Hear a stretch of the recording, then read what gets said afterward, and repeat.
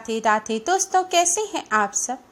दोस्तों, धार्मिक तौर पर गौ माता की पूजा करने से कई प्रकार के दोषों का निवारण किया जा सकता है।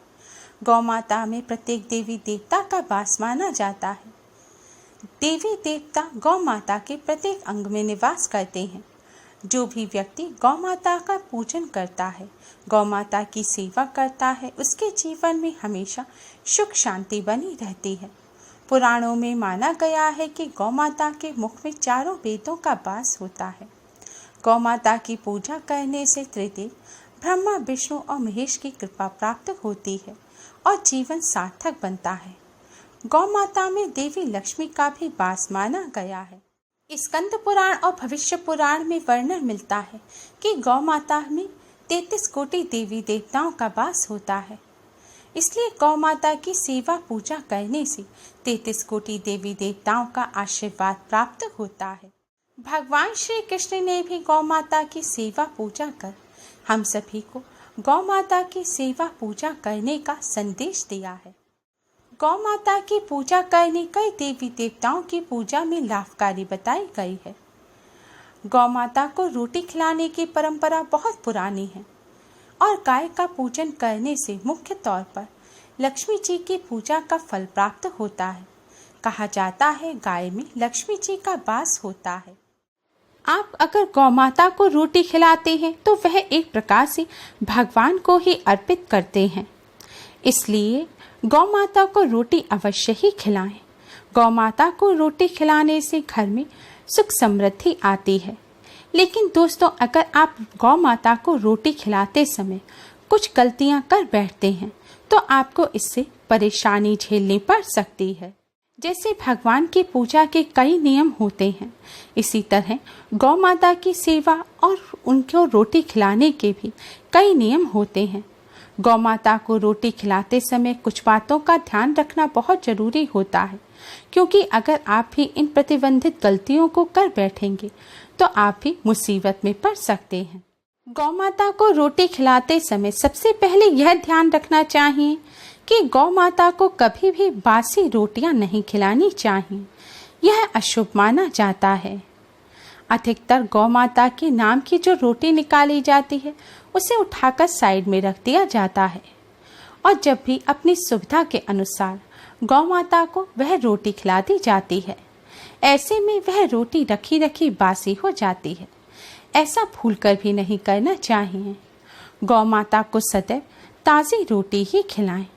गौ माता को बासी रोटी खिलाकर आपको कई प्रकार की समस्याओं का सामना करना पड़ सकता है। गौ माता को बासी रोटी खिलाना अशुभ माना जाता है।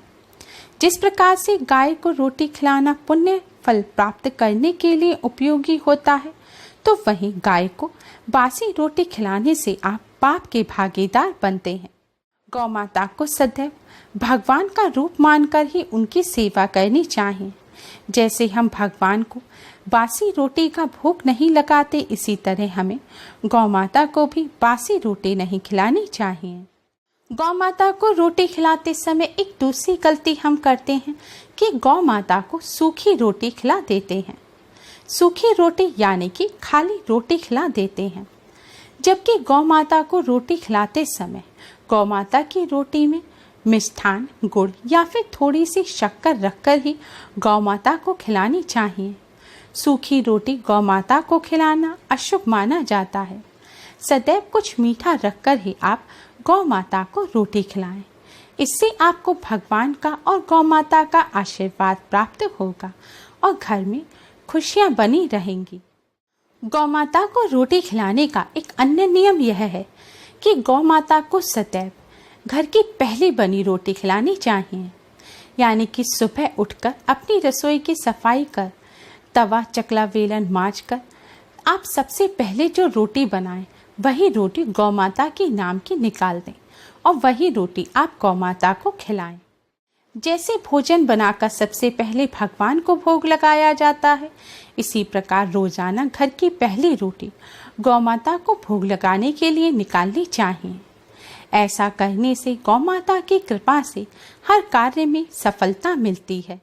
गौ माता को कभी भी झूठी या फिर प्लेट की बची हुई रोटी नहीं खिलानी चाहिए।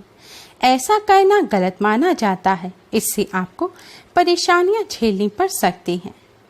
दोस्तों, कुछ लोग गौ माता को जानवर समझते हैं और सोचते हैं कि घर में जो बासी रोटी बची हुई है, झूठी रोटी बची हुई है, उसे गौ माता को ही खिलाते हैं जिससे उनका पेट भर जाए। ऐसी गलती आप भूलकर भी ना करें। गौ माता के लिए अगर आपके मन में स्नेह है तो आप गौ माता को अलग से नई रोटी बनाकर खिलाएं। झूठी रोटी कभी भी गौ माता को ना खिलाएं। गौ माता को रोटी खिलाते समय एक अन्य गलती यह होती है कि आप जब गौ माता को रोटी खिलाने जाते हैं तो कभी डर की वजह से आप गौ माता के सामने रोटी को फेंक देते हैं। ऐसा भूलकर भी नहीं करना चाहिए। गौ माता को सदैव अपने हाथों से रोटी खिलानी चाहिए। लेकिन अगर आप अपने हाथों से नहीं खिला सकते, आपको डर लगता है, तो जिनके घर गौ माता है आप उनके हाथ में सम्मान से रोटी दे दें, या फिर गौ माता के जो खाने का स्थान है, जिस जगह उनका खाना रखा हुआ है, आप उस जगह रोटी रखकर आ जाएं। लेकिन भूल कर भी जमीन पर फेंक कर गौ माता को रोटी ना खिलाएं। दोस्तों, गौ माता के लिए रोटी बनाने से पहले स्नान अवश्य ही कर लें। इसके पश्चात ही आप गौ माता के लिए रोटी बनाएं। और गौ माता को रोटी खिलाते समय आपका मुंह झूठा नहीं होना चाहिए। कुछ लोग तंबाकू का सेवन करते हैं और मुंह में तंबाकू खाते हुए ही गौ माता को रोटी खिला देते हैं, तो ऐसी गलती ना करें, क्योंकि गौ माता में समस्त देवी देवताओं का वास होता है। गौ माता को भोजन कराते समय उतनी ही सावधानी रखनी चाहिए जैसे भगवान को भोग लगाते समय रखी जाती है। जैसे भगवान को भोग लगाते समय मुंह झूठा नहीं रखा जाता और भगवान जी का भोग सदैव स्नान करके ही बनाया जाता है, इसलिए आप भी गौ माता का खाना स्नान करके ही बनाएं।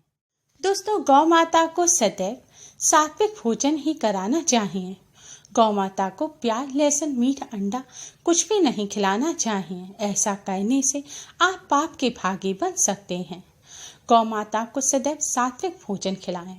अगर आप जैसे प्याज, लहसुन, मीठ, अंडा खाते हैं तो आप इस बात की सावधानी रखें कि इन चीज़ों के हाथ से आप गौ माता की रोटी को छुएं नहीं। गौ माता को पालक या फिर कोई भी हरे रंग का साग खिलाना भी बहुत शुभ माना जाता है। लेकिन ध्यान रखें, आप जब भी गौ माता के लिए साग खरीदें तब आप वैसा ही साग खरीदें जैसा आप अपने घर में इस्तेमाल करते हैं। खराब साग या फिर साग के डंठे आप गौ माता को ना खिलाएं। दोस्तों, शास्त्रों के अनुसार गौ माता में सभी देवी देवताओं का निवास माना जाता है। गौ माता की पूजा करने से देवी देवता आपसे प्रसन्न होते हैं। गौ माता को रोटी के अलावा गुड़ खिलाना भी बहुत लाभकारी माना जाता है। इससे गौ पूजन का विशेष फल मिलता है और समस्याओं का निदान होता है। रोटी और गुड़ के अलावा गौ माता को पालक खिलाना भी बहुत अच्छा माना जाता है। इससे कुंडली में मौजूद नकारात्मक दोष दूर होते हैं। दोस्तों, गौ माता को रोटी खिलाने के बाद गौ माता के चरणों की रज अपने माथे पर अवश्य ही लगाएं। माना जाता है गौ माता के चरणों की रज से मस्तक पर तिलक करने से तीर्थों में स्नान और दान पुण्य करने का पुण्य फल प्राप्त होता है। दोस्तों, इन नियमों का पालन करते हुए गौ माता की सेवा पूजा करने से 33 कोटि देवी देवताओं का आशीर्वाद प्राप्त होता है और माँ लक्ष्मी की कृपा सदैव बनी रहती है। घर में सुख समृद्धि आती है। माँ लक्ष्मी के साथ ही भगवान श्री कृष्ण की कृपा भी उन व्यक्तियों पर बनी रहती है जो गौ माता की सेवा करते हैं। इसलिए अपने जीवन को सुखमय बनाने के लिए आप आज से ही गौ माता को रोटी खिलाना शुरू कर दें।